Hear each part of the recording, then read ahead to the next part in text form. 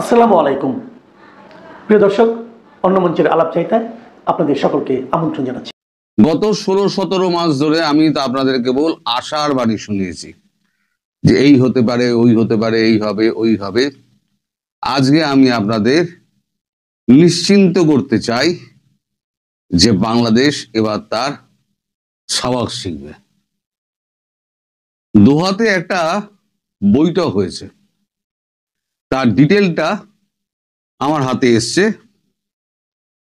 এই বৈঠকে উপস্থিত ছিলেন, মানে 4টে দেশের মধ্যে বৈঠক হয়েছে।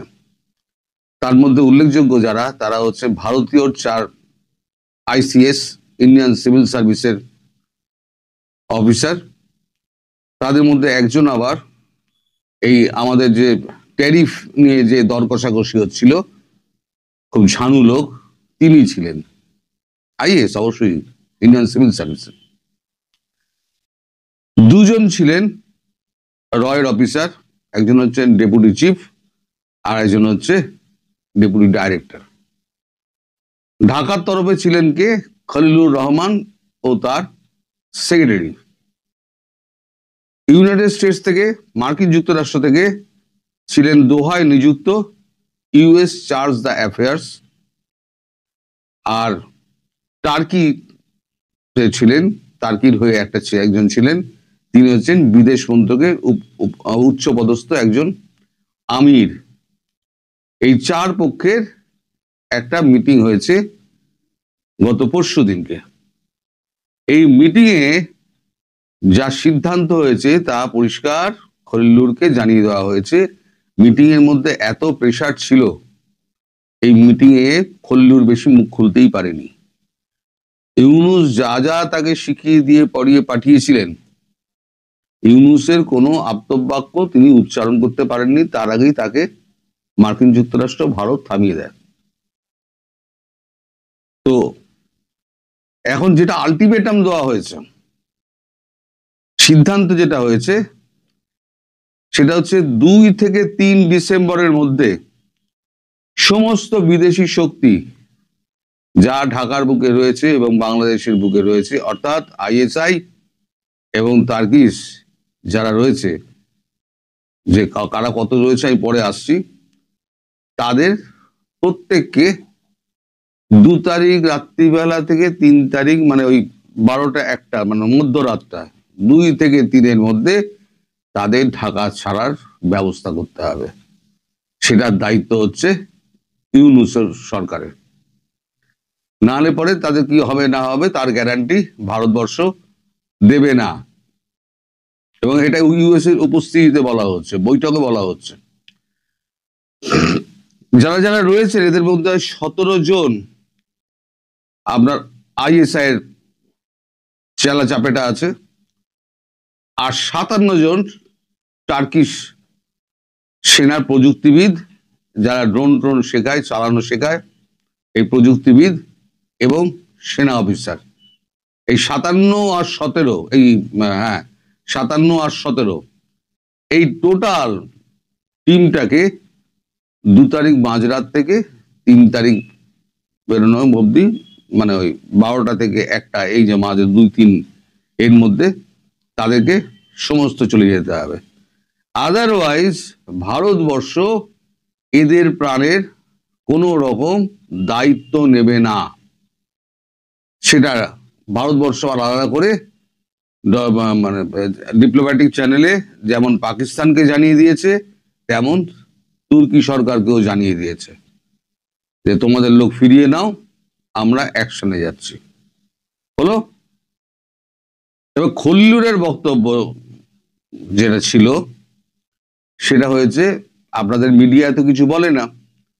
মিডিয়ায় তো ভারতের পেঁয়াজের দাম বলে আর সমস্ত ভুলভাল তথ্যপত্র দেয়। খলিলুর যেটা বলেছেন সেটা হচ্ছে 21, 23, 24 এবং 26। আবার শুনুন, 21 তারিখ নভেম্বরের 21, 23, 24 এবং 26 আনআইডেন্টিফাইড ড্রোন অ্যাটাক হয়েছে। কোথায় কোথায় অ্যাটাক হয়েছে? আচ্ছা, প্রথমে মারা গিয়েছে এই যে অ্যাটাক হয়েছে আনআইডেন্টিফাইড যে ড্রোন, আমি গতকালকেই বলছিলাম যে দেখবেন কোন দিন আনআইডেন্টিফাইড ড্রোন গিয়ে আছড়ে পড়বে, যেমন বিমানবন্দরে পড়েছিল, মায়ানমারে পড়েছিল, মনে পড়ছে? কালকে বলেছিলাম, কালকে না পরশু দিনের ভিডিওতে বলেছিলাম। আমি তখন জানতাম না 21, 23, 24 এবং 26 অলরেডি অ্যাটাক হয়ে গিয়েছে, তাতে 11 জন মারা গিয়েছে। তাদের মধ্যে কারা কারা কোন দেশের লোক রয়েছে? তুর্কির 1 জন, পাকিস্তানের ISI এর 2 জন, উলফা আই এর 4 জন, লস্করের সাইবার সেল ইউনিটের 2 জন, জামাতের 2 জন, এরা মোট 11 জন। এরা ঘটনাস্থলেই প্রাণ হারায়। কারা মেরেছে না মেরেছে সে ব্যাপারে এখনো পর্যন্ত কোন রকম ধারণা খলিলুরের নেই। এই বক্তব্য হচ্ছে খলিলুরের, যেটা আর কি খলিলুরের DGIF খলিলুরকে জানিয়েছে। ড্রোন কোথায় কোথায় পড়েছে? ড্রোন পড়েছে কুমিল্লা আখাউড়া বর্ডার, সিলেটের তামাবিল সহ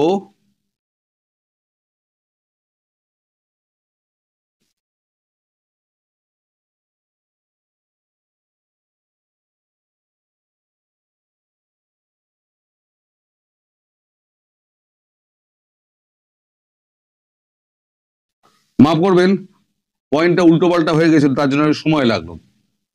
সিলেটের তামাবিল সহ অসম ত্রিপুরা সীমান্ত, মায়ানমার বাংলাদেশ সীমান্তে এইখানে এই ড্রোনগুলো পড়েছে। আচ্ছা, US যে অ্যাডভাইজারি জারি করেছে মার্কিন যুক্তরাষ্ট্র, সেই অ্যাডভাইজারিতে বলা হচ্ছে 3 তারিখ থেকে 6 তারিখ পর্যন্ত এটা হচ্ছে একটা স্পর্শকাতর সময় বাংলাদেশের জন্য। এই স্পর্শকাতর সময়টা চলতে পারে সর্বনিম্ন 3 ঘন্টা থেকে 11-12 ঘন্টা পর্যন্ত।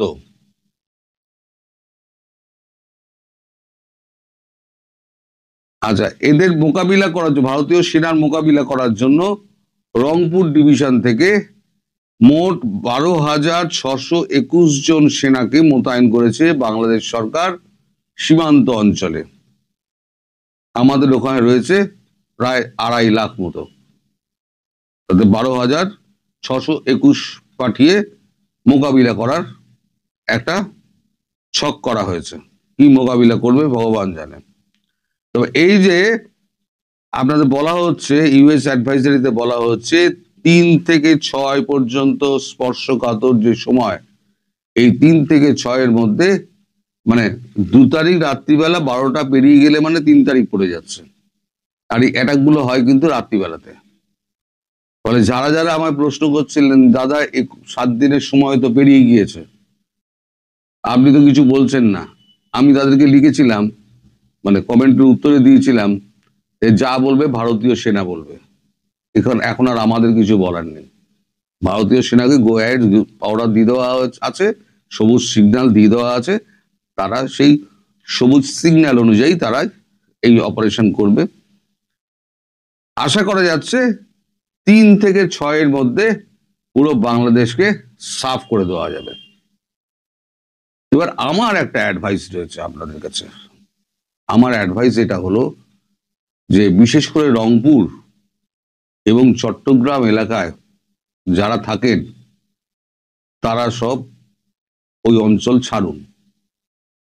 ওই অঞ্চল ছেড়ে অন্তত ঢাকা বা তার আশেপাশে, ঢাকায় মারবে না, ঢাকা বা তার আশেপাশে যে কোনো অঞ্চলে আপনারা চলে আসুন। এটা হচ্ছে নাম্বার 1। নাম্বার 2, যাদের আত্মীয় স্বজন ক্যান্টনমেন্টের মধ্যে রয়েছেন, চেনা শুনো আত্মীয় পরিজন বন্ধু বান্ধব ক্যান্টনমেন্টের মধ্যে রয়েছেন, তারা ইমিডিয়েটলি ক্যান্টনমেন্ট 1 তারিখের আগে ছাড়ুন। যা আছে বাক্স প্যাডরা নিয়ে 1 তারিখের আগে ছেড়ে দিন জায়গা, কারণ ক্যান্টনমেন্ট গুলো কিন্তু কোনোটা সুরক্ষিত থাকবে না। মানে আমার যা এই ভারতীয় অ্যাকশন দেখে আমার যা মনে হয়, মানে আমি তো দীর্ঘদিন ধরে দেখছি বিভিন্ন জায়গায় অ্যাকশন হয়েছে, প্রথম কিন্তু ক্যান্টনমেন্ট গুলো যায়, আর সীমান্ত এলাকার যে সমস্ত আপনার এই ঘাঁটিগুলো রয়েছে সেই ঘাঁটিগুলো ঘোরাবে। এখন কোনটা মিসাইল মারবে কোনটা ড্রোন মারবে তা আমি জানি না, তবে মিসাইল মারার সম্ভাবনা সব থেকে বেশি হচ্ছে গিয়ে ক্যান্টনমেন্ট গুলোতে। আর ড্রোন মেরে যা প্রিসিশন ড্রোন যেগুলো আছে সেগুলো আপনার ছোটখাটো যে সমস্ত ইনস্টলেশন রয়েছে উগ্রবাদীদের, সেই সমস্ত ইনস্টলেশন গুলোই মারবে। আর বড় ইনস্টলেশন হলে পরে সেখানে মিসাইল অ্যাটাক হবে, অগ্নিও হতে পারে, আকাশও হতে পারে, পিনাকাও হতে পারে, যা খুশি তাই, অনেক কিছুই হতে পারে, আকাশ তীরও হতে পারে। আর যদি একটা ব্রহ্মোস, আমার একটা অনুরোধ শুনে যদি ভারতীয় সেনা একটা ব্রহ্মোস যদি একটা মারে, তাহলে পরে মোটামুটি অর্ধেক মানে বাংলাদেশের অঞ্চল, অর্ধেক না হোক অন্তত 10-15% অঞ্চল তো সমুদ্রের সঙ্গে মিশে যাবে, এবং সেখানে একটা বিল তৈরি হয়ে যাবে। মৎস্যজীবীরা ওখানে মাছ ধরতে পারবেন, ইলিশ মাছ চাষ করতে পারবেন, সেই ব্যবস্থা ভারতবর্ষ করে দেবে। ইউনেস্কো এখনো পর্যন্ত কোনো রকম টাইম দেওয়া হয়নি, বা যদি দিয়েও থাকে তাহলে পরে আমার কাছে সেই খবর এখনো পর্যন্ত আসেনি। আমার মনে হয় ইউনেস্কো কোনো রকম টাইম ফ্রেম বেঁধে দেওয়া হয়েছে, এর মধ্যে ইউনেস্কো ছাড়তে হবে গদি। কারা এই যে কেয়ারটেকার গভর্নমেন্ট কে হবে, সেই গভর্নমেন্টে কারা কারা থাকবেন না থাকবেন সেই সম্পর্কে একটা ধারণা দিয়ে দেওয়া হয়েছে খলিলুর রহমানকে। আপনি উপদেষ্টা আছেন, আপনি উপদেষ্টা থাকুন, কিন্তু গভর্নমেন্ট যারা চালাবে তাদের একটা আউটার একটা দিয়ে দেওয়া হয়েছে, ধারণা একটা দিয়ে দেওয়া হয়েছে, কিছু নামের তালিকা দেওয়া হয়েছে, সেটা সম্পূর্ণ আমার কাছে আসেনি, তাই আমি বলতে পারবো না। সুতরাং আমার অ্যাডভাইস অনুযায়ী আপনারা যারা যারা ওখানে আছেন তারা ওখান থেকে কেটে পড়ুন। আপনাদের বাংলাদেশ সাফাই অভিযান খুব শিগগিরই শুরু হচ্ছে। এই 17 মাস ধরে আমি যে দিনটার জন্য অপেক্ষা করছিলাম এবং চিল্লিয়ে যাচ্ছিলাম এবং অনেক গুজববাজ আমি শুনেছি, হজম করেছি, আজকে তাদের মুখের ওপরে 3 তারিখ থেকে জবাবটা পড়বে।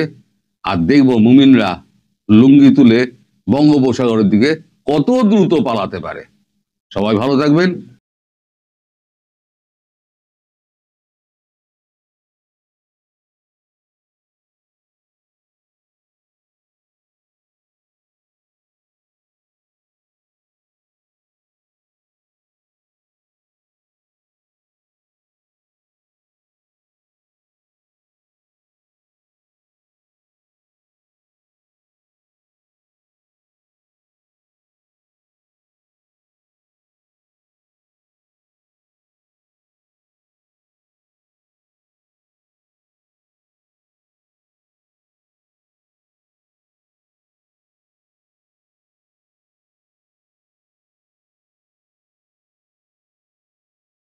এই মুহূর্তে আপনাদের সামনে কথা বলতে এসে বাংলাদেশের জন্য চিকেন স্ন্যাক কি আরও প্রস্তুত, এই প্রসঙ্গটি নিয়ে কথা বলবো।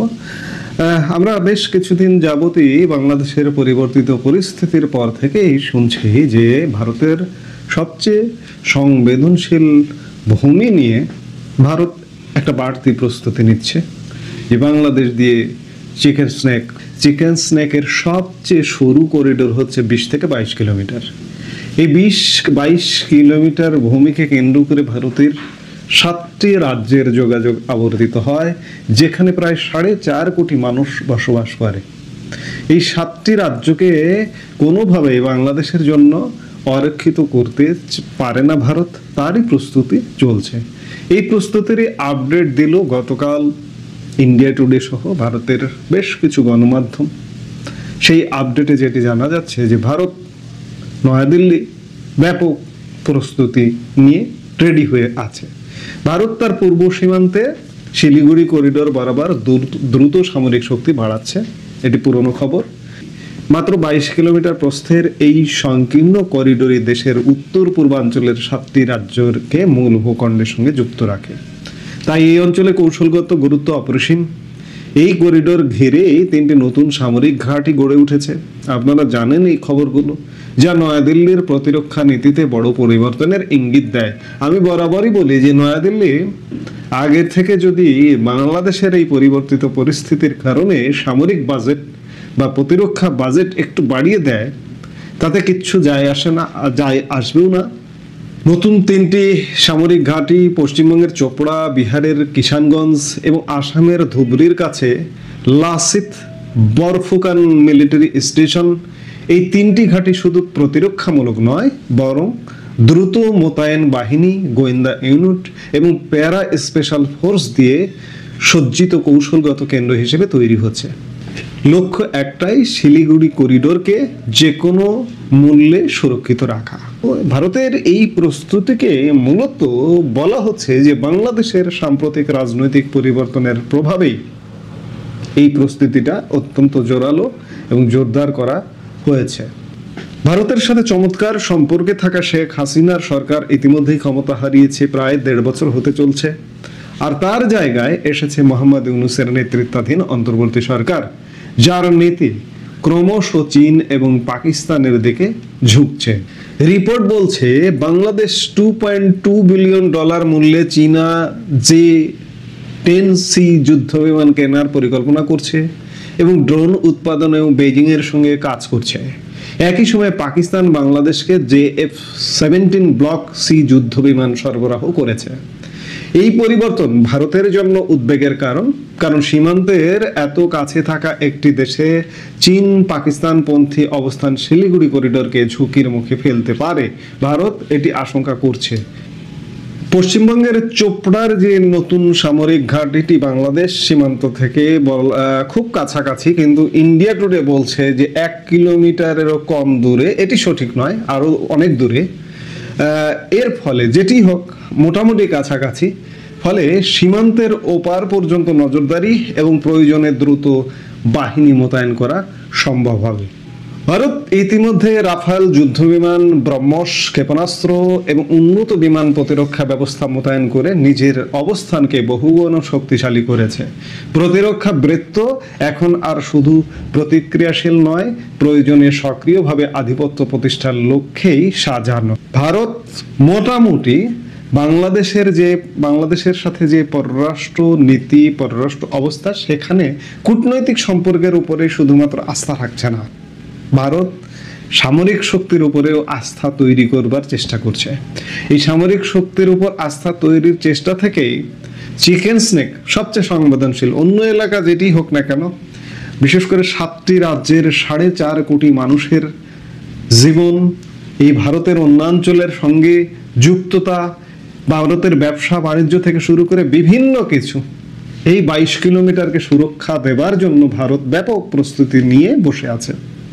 অনেকে অনেক কথাই বলেন যে ভারত অমুক তারিখে হামলা করবে, অমুক তারিখ দিয়ে আসলে বাংলাদেশে বা যে কোনো জায়গায় পৃথিবীর কোথাও কোনো তারিখ দিয়ে হামলা হয়েছে, আগাম ঘোষণা দিয়েছে যে অমুক দিন অমুক তারিখে হামলা হবে। এই যে মার্কিন যুক্তরাষ্ট্রের ডোনাল্ড ট্রাম্প প্রশাসন একটি মাত্র হামলা করেছে ইরানে, আপনি জানতেন বা কেউ জানতো যে ওই দিন ইরানে হামলা হবে? এগুলো বলে কয়ে হয় না। এই যে ভারত পাকিস্তানে গত 6 মে দিবাগত মধ্যরাতে যে হামলে পড়লো, কেউ কিছু জানতো? গোয়েন্দারা ছাড়া বেসামরিক লোকজন কি জানতো? জানে না।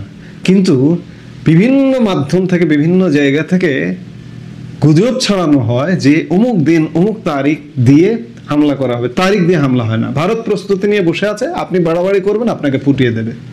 যাই হোক, চিকেন স্নেক নিয়ে ব্যাপক তৎপরতায় ভারত, এটি আমাদের মাথায় রেখে চলতে হবে। কোনো ধরনের উল্টাপাল্টা হলে কিন্তু আমাদের দিকে ধেয়ে আসবে, এটি মাথায় রেখে চলতে হবে। এই মুহূর্তে এ পর্যন্তই।